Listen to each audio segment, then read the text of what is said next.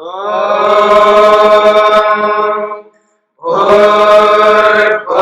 स्वः तत्सवितुर्वरेण्यं भर्गो देवस्य धीमहि धियो यो नः प्रचोदयात्।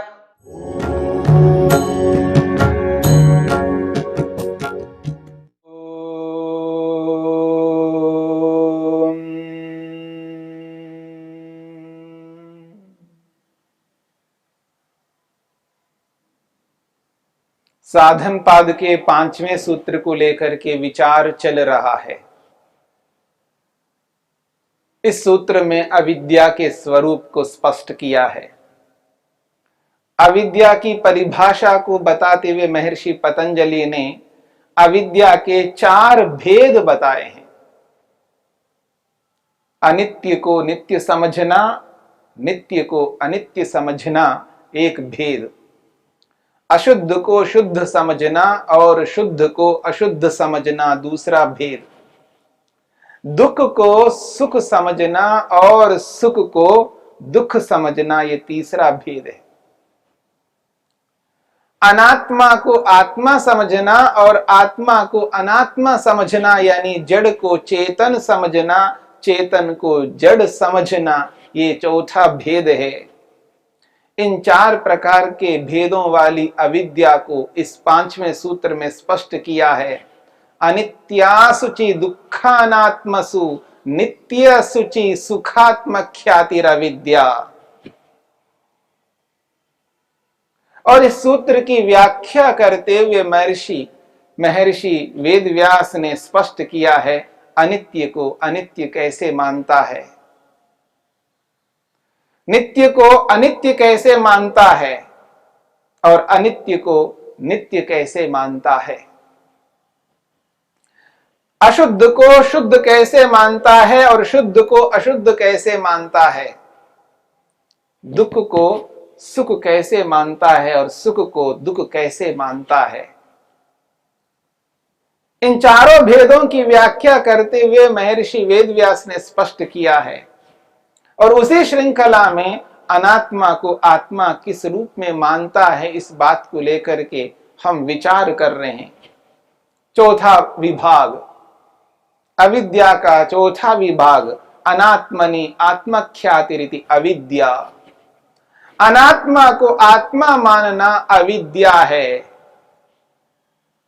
और इस अनात्मा को आत्मा किस रूप में मानता है व्यक्ति, तो इस बात को महर्षि वेदव्यास ने स्पष्ट किया है। बाह्योपकरणेषु चेतन अचेतनेषु भोगादिष्ठाने वा शरीरे पुरुषोपकरणे वा मनसि अनात्मनि आत्मख्यातिरिति। वो कहते हैं बाह्य उपकरण, जो बाह्य साधन हैं उन बाह्य साधनों को आत्मा मान रहा है जो कि जड़ पदार्थ हैं। और वो 2 प्रकार के हैं, चेतन अचेतनेषु, यानी शरीरधारी प्राणी हैं जो शरीर हैं उन शरीरों को, और जो शरीरों से भिन्न जड़ पदार्थ हैं, मोटर गाड़ी, मकान, जमीन, सोना, चांदी, इन सब पदार्थों को, इन जड़ पदार्थों को चेतन मानता है। देखिए जब मैं ये बोल रहा हूं इन जड़ पदार्थों को, सोना को चेतन मानता है, व्यक्ति को स्वीकार्य नहीं होगा। ये जो मेरा कथन है सोना को चेतन मानता है, चांदी को चेतन मानता है, यानी आत्मा मानता है। शब्दों से कोई भी इस बात को स्वीकार नहीं करता। कौन भला सोने को आत्मा माने, चेतन माने? मकान को कौन ऐसा मानेगा कि ये चेतन है, आत्मा है? गाड़ी को कौन माने कि ये चेतन है, आत्मा है? शब्दों से कोई भी नहीं मानता। हाँ, ये याद रखिएगा, ये जो शब्द हैं इन शब्दों के माध्यम से कोई भी इस बात को स्वीकार नहीं करता, परंतु उसका सारा का सारा व्यवहार उसका ये बताता है कि कि वो उस जड़ पदार्थ को चेतन मानता है। कैसे मानता है, इस बात के लिए महर्षि वेदव्यास ने बहुत अच्छा उदाहरण दिया है। तथा एतद अत्र उक्तम, तथा एतद अत्र उक्तम, इस संदर्भ में ये बात कही गई है। ऋषियों ने इस बात को स्पष्ट किया है। व्यक्तम अव्यक्तम वा सत्वम, व्यक्तम अव्यक्तम वा सत्वम, बहुत बड़ी बात कही है। दो प्रकार के पदार्थ इस संसार में, व्यक्त और अव्यक्त। सत्वम का अर्थ है पदार्थ। जो व्यक्त पदार्थ है यानी जो चेतन है, यानी चेतनों का जो शरीर है वो है व्यक्त के रूप में, और अव्यक्त जो जड़ पदार्थ है जिसमें चेतनता नहीं है वो जड़ पदार्थ। व्यक्तम अव्यक्तम व सत्वम आत्मत्वेन अभिप्रतीत्य, आत्मत्वेन अभिप्रतीत्य तस्य संपदम अनुनंदति आत्मसंपदम मनुवान, तस्य व्यापदम अनुशोचति आत्मव्यापदम मनवान, स सर्वो अप्रतिबुद्ध इति। बहुत बड़ी बात कही है।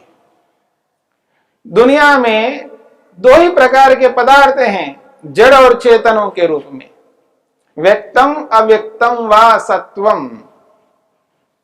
जो चेतनों के रूप में और जो जड़ पदार्थ हैं, ऐसे इन पदार्थों को है, दोनों ही जड़ है, बस केवल एक शरीरधारी है और एक बिना शरीरधारी। यानी एक शरीर को माना जा रहा है, एक जो शरीर नहीं है उसको माना जा रहा है। अर्थात मकान है, इसको चेतन नहीं कहा जा रहा है। धन है, गाड़ी है, जमीन है, इसको चेतन नहीं कहा जा रहा है। लेकिन मनुष्य जो है, माता पिता गुरु आचार्य भाई बहन पति पत्नी, इनके रूप में जो शरीर है, मेरी बात को समझने का प्रयत्न करना है, उनमें रहने वाली आत्मा के लिए नहीं कहा जा रहा है, उन शरीरों को कहा जा रहा है जो व्यक्त के रूप में है। और जो शरीरों के रूप में नहीं है, बाकी जितने भी पदार्थ हैं, उन पदार्थों को यहां अव्यक्त कहा है। व्यक्तम अव्यक्तम व सत्वम, जड़ चेतन रूपी पदार्थों को आत्मत्वेन अभिप्रतीत्य, इन सबको आत्मा के रूप में अनुभव करता है।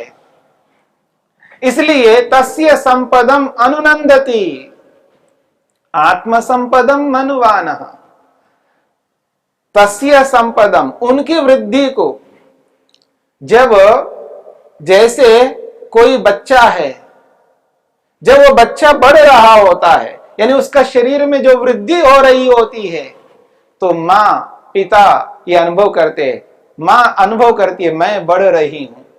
बेटा बढ़ रहा है, बेटे में वृद्धि हो रही है, तो माँ ये अनुभव करती है मैं बढ़ रही हूं।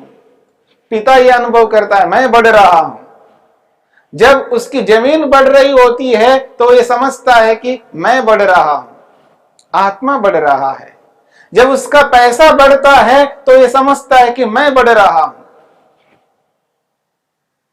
आप देखेंगे जड़ पदार्थों की वृद्धि को देख करके व्यक्ति यह अनुभव करता है, यानी आत्मा यह अनुभव करता है कि मैं बढ़ रहा हूं।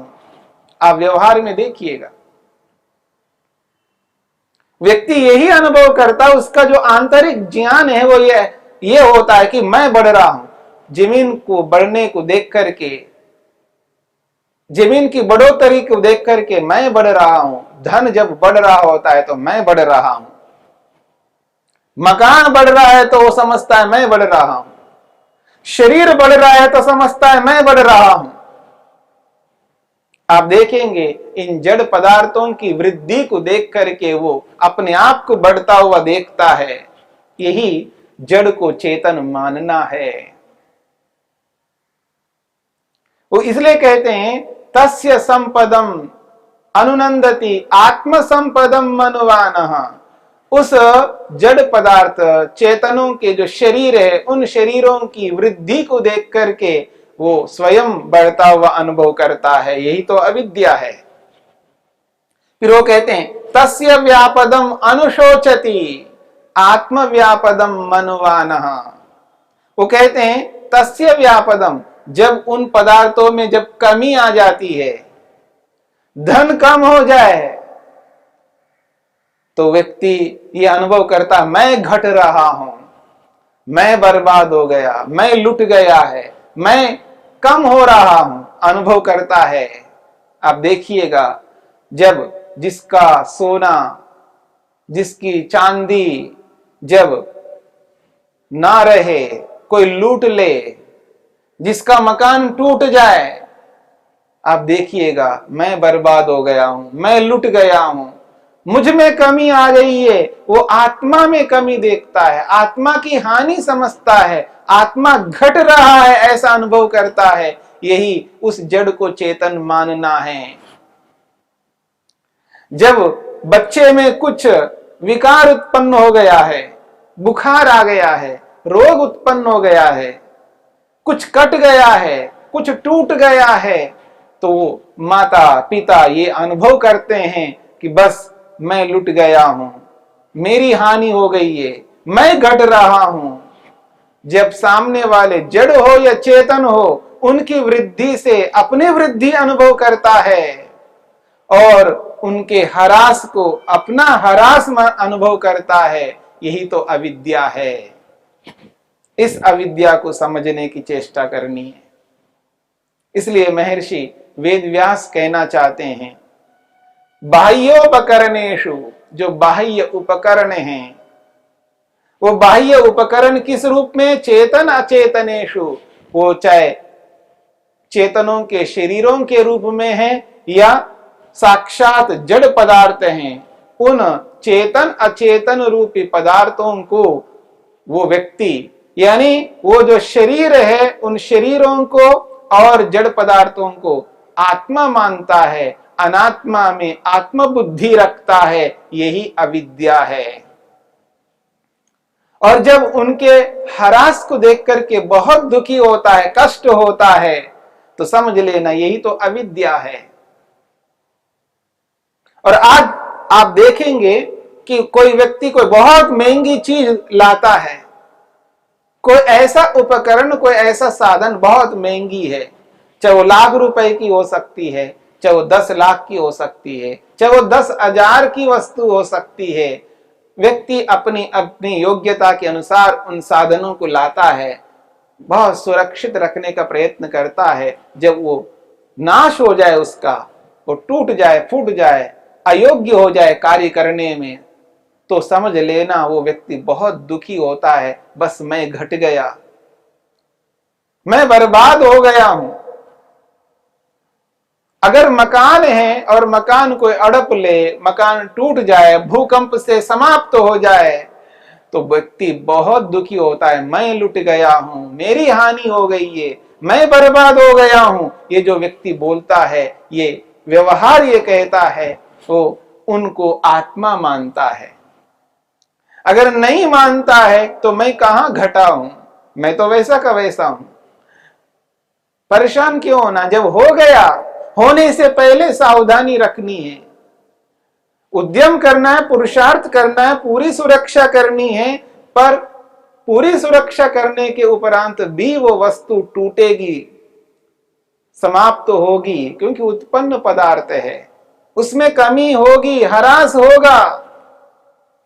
उसको लेकर के मैं दुखी नहीं हो सकता हूं। हां, टूट गया तो उसको ठीक करने का प्रयत्न करूंगा। ठीक नहीं हो सकता है तो दूसरी वस्तु ले लूंगा।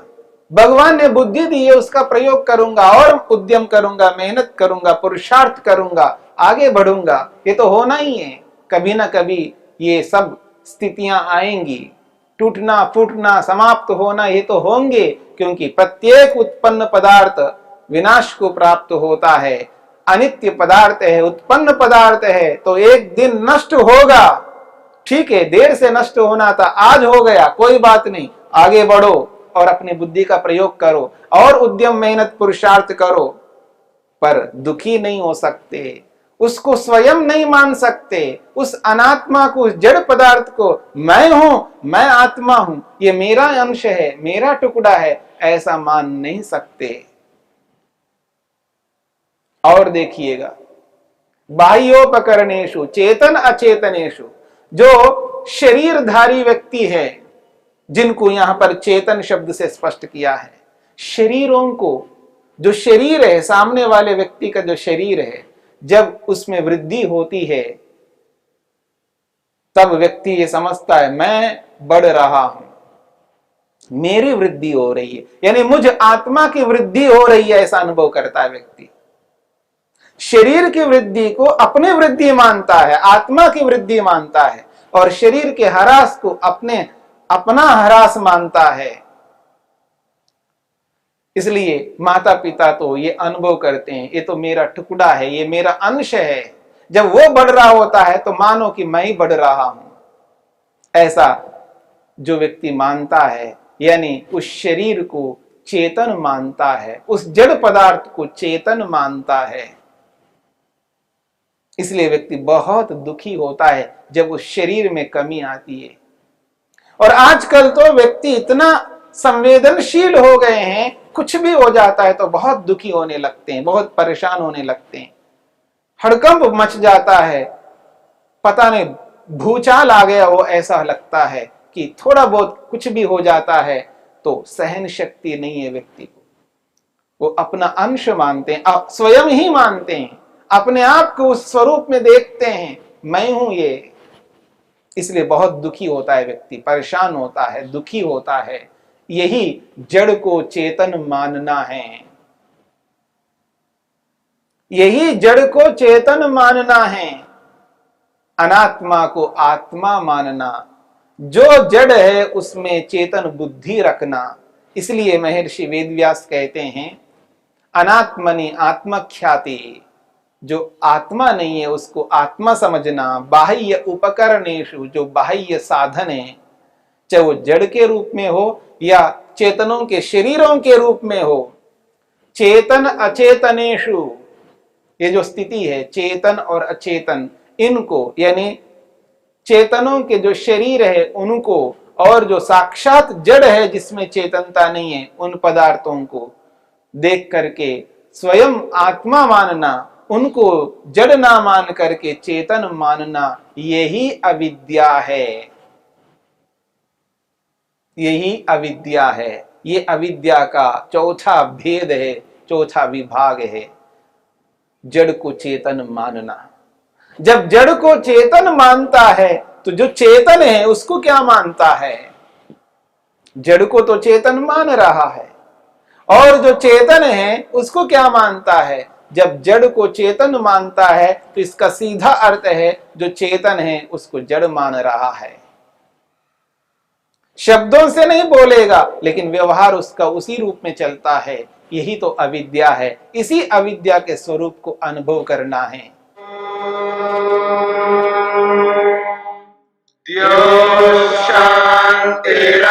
शांतिरंतरिक्षं शांति पृथिवी शांतिरापः शांतिरोषधयः शांतिः वनस्पतयः शांतिर्विश्वे देवाः शांतिर्ब्रह्म शांति सर्वं शांति शांतिरेव शांति क्षमा शांतिरेधि। ओम शांति शांति शांति।